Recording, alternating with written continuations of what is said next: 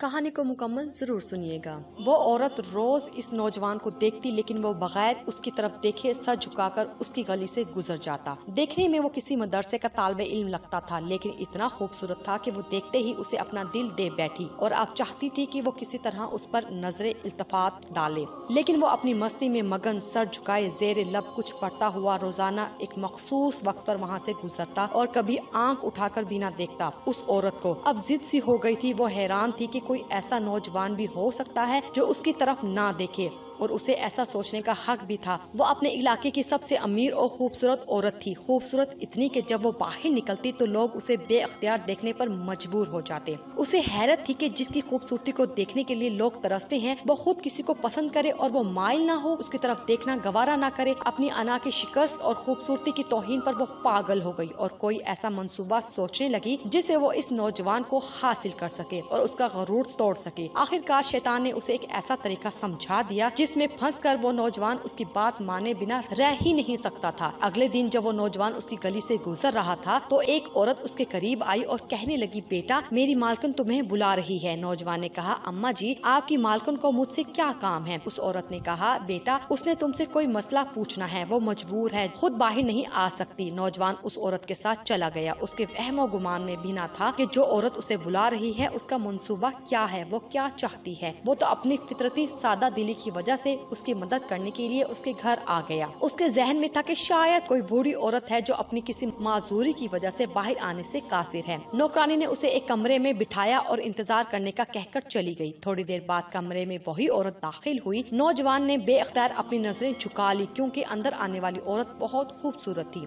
नौजवान ने पूछा, जी बीबी आपने कौन सा मसला पूछना है? औरत के चेहरे पर एक शैतानी मुस्कुराहट आ गई। उसने अपने दिल का हाल खोल कर रख दिया और कहा कि मेरी सबसे बड़ी ख्वाहिश है कि मैं एक दफा तुम्हें हासिल कर लूं। नौजवान ये बात सुनकर काम गया और कहने लगा, अल्लाह की बंदी अल्लाह से डरो, क्यों गुनाह की तरफ माइल हो रही हो? उसने औरत को बहुत समझाया, लेकिन औरत पर तो शैतान सवार था। उसने कहा कि या तो तुम मेरी ख्वाहिश पूरी करोगे या फिर मैं शोर मचाऊंगी कि तुम जबरदस्ती मेरे घर में दाखिल हुए और मेरी इज्जत पर हमला किया। नौजवान ये बात सुनकर बहुत परेशान हुआ। उसे अपनी इज्जत किसी भी तरह महफूज नजर नहीं आ रही थी। उसकी बात मानता तो गुनाहगार होता, ना मानता तो लोगों की नजर में बुरा बनता। वो इलाका जहाँ लोग उसकी शराफत की मिसालें दिया करते थे, वहाँ पर उस पर इस किस्म का इल्जाम लग जाए ये उसे गवारा नहीं था। वो अजीब मुसीबत में फंस गया था। दिल ही दिल में वो अपने अल्लाह की तरफ मतवज्जा हुआ और अल्लाह से मदद चाही तो उसके जहन में एक तरकीब आ गई। उसने औरत से कहा कि ठीक है, मैं तुम्हारी ख्वाहिश पूरी करने के लिए तैयार हूँ, लेकिन